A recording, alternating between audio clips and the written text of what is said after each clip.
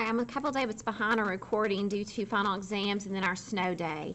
But this is from homework 5.7 that was assigned on Wednesday, and it's the most frequently asked homework question. So one of those being problem number 7. So problem number 7 we see has an I in the denominator, which is the same as having a radical in the denominator. So we want to rationalize this, which means I'm going to multiply by the conjugate.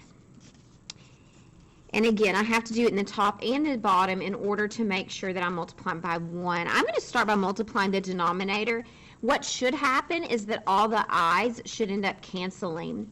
4 times 4 is 16. Then I have negative 12i, positive 12i, and then I'll have negative 9i squared. The negative 12i and the positive 12i, those do cancel. As a reminder, I squared has a value of negative 1, so negative 9i squared, that's really positive 9. That means we get 25 in the denominator. Our i's all canceled, so we multiply by the correct quantity. In the numerator, I'm going to distribute, so 12 minus 9i plus 4i minus 3i squared.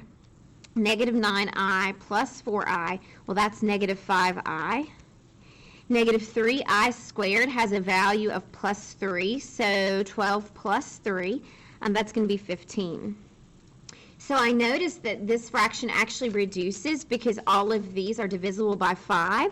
So I could write that as 3 minus I over 5. And if I wanted to break this into standard form, I would write it as 3/5 minus 1/5 I, or you could say minus I over 5. All right, let's look at 14. 14 said to solve.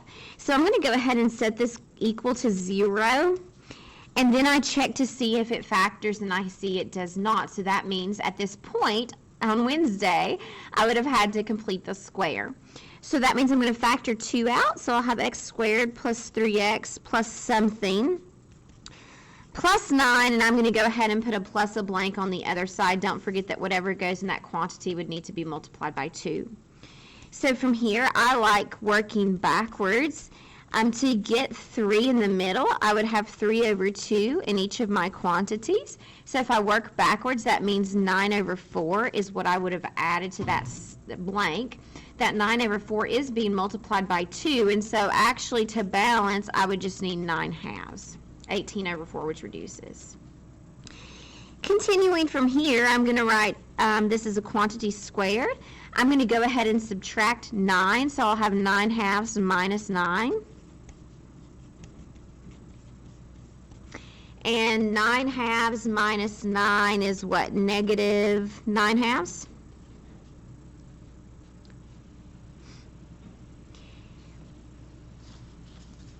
Let's go ahead and divide by 2 or multiply by 1/2. So x plus 3 over 2 squared equals negative 9 over 4. I can take a square root here.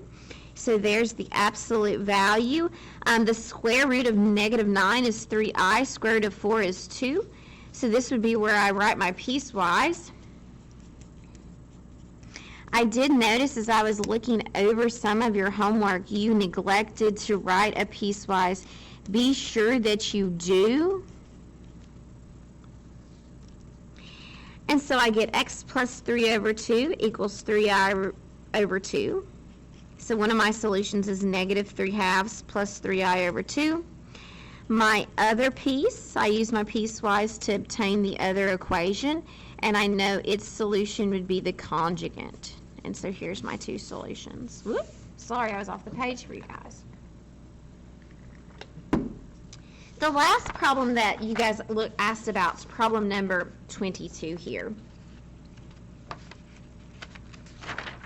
So as I think about number 22, I'm going to kind of draw a sketch of this situation. So I can look pretty quickly and see the y-intercept of this is 100, and it's going to be a parabola turned upside down.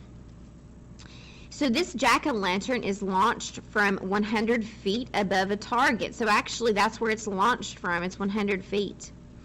The pumpkin will fall after reaching its maximum height. So what this is modeling is your x value is the time that's elapsed since this pumpkin was launched, and the y value is its height. So the first question says, what's the pumpkin's height after 1.5 seconds? So to find that, you're simply going to plug 1.5 in to your function. Okay, B part says, what is the maximum height of your pumpkin? Well, think about that. What are you finding? You're actually finding the y value of your vertex. Now, I'm just going to take a few moments and remind you that you can graph this on your calculator and find all these things.